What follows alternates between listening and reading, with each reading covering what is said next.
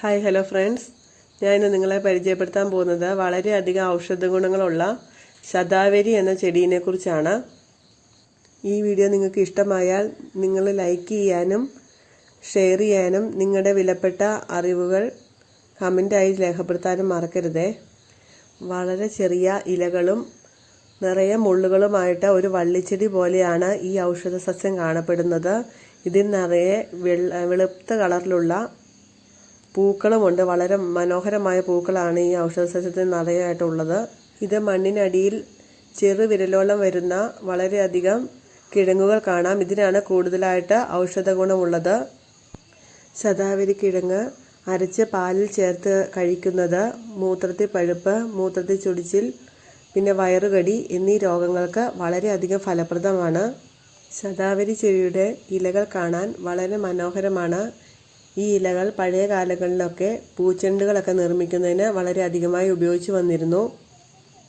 നിങ്ങളിപ്പോൾ കണ്ടുകൊണ്ടിരിക്കുന്നത് നമ്മുടെ മുറ്റത്ത് തന്നെയുള്ള ഒരു ശതാവരി ചെടിയാണ്. ഇത് വളരെ ഭംഗിയാണ്, നിറയെ പൂക്കളാണ്. ഇത്രയേറെ ഔഷധ ഗുണങ്ങൾക്ക് പുറമേ തന്നെ ഒരു ചെടിയായി വളർത്താനും വളരെ നല്ലതാണ്. ഇതിന് നല്ല മണമൊക്കെ ഉള്ള നിറച്ചും പൂവുണ്ടാകും. വെള്ള കളറിലുള്ള നിറയെ പൂക്കളുണ്ടാകുന്ന ഒരു ഔഷധ സസ്യമാണ് ശതാവരി. ഇതിപ്പോൾ സെപ്റ്റംബർ മാസമാണ്. ഈ മാസങ്ങളിലാണ് ഇതിൽ കൂടുതലായിട്ട് പൂക്കൾ ഉണ്ടാകുന്നത്. നമ്മളിപ്പോൾ നമ്മുടെ വീട്ടുമുറ്റത്ത് മറ്റൊരു ചെടി, ഒരു റോസ പോലെയുള്ളതോ അങ്ങനെയുള്ളൊരു ചെടി നട്ട് വെക്കുകയാണെങ്കിൽ അതിൻ്റെ പൂവേൽ ചാഴി, ചെറു പുഴുക്കൾ, അങ്ങനെയുള്ള ചെറിയ ചെറിയ ജീവികളിലൊക്കെ അത് തിന്നുന്നതായിട്ടും അത് ശല്യം ചെയ്യുന്നതായിട്ടും കാണാൻ പറ്റും. പക്ഷേ ഈ ശതാവരി ചെടിയുടെ പൂവേൽ യാതൊരു ജീവികളും വന്നിരിക്കുന്നതോ അങ്ങനെയൊന്നും ഞാൻ ഇതുവരെ കണ്ടിട്ടില്ല. കുറച്ച് ദിവസങ്ങളിലൊക്കെ ഈ പൂ നിൽക്കും. അതിനുശേഷം ഈ പൂ പൊഴിഞ്ഞു പോകാറാണ് പതിവ്. അതിനുശേഷം ഇതിൽ ചെറിയ ചെറിയ കായ്കൾ ഉണ്ടായി വരും.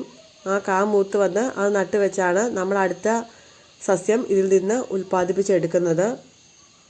വളരെയധികം ഗുണമേന്മയുള്ളതും വളരെ എളുപ്പത്തിൽ തന്നെ നമുക്ക് നട്ടു വളർത്താവുന്നതുമായ ഒരു ഔഷധ സസ്യമാണ് ശതാവരി ചെടി. ഇതിൻ്റെ പൂക്കളൊക്കെ വളരെ ഭംഗിയാണ്. ഈ ശതാവരി ചെടിയുടെ കിഴങ്ങ് ഉപയോഗിച്ച് നമുക്ക് വളരെ ഗുണമേന്മയുള്ളതും രുചികരവുമായ അച്ചാറുകളൊക്കെ ഉണ്ടാക്കാൻ സാധിക്കും. ശതാവരി എന്ന ഔഷധ സസ്യത്തെക്കുറിച്ച് ഞാൻ ഇന്ന് പറഞ്ഞ കാര്യങ്ങൾ നിങ്ങൾക്ക് ഇഷ്ടമായെങ്കിൽ ഈ ചാനൽ സബ്സ്ക്രൈബ് ചെയ്യാനും വീഡിയോ ലൈക്ക് ചെയ്യാനും ഷെയർ ചെയ്യാനും മറക്കരുതേ. Thank you.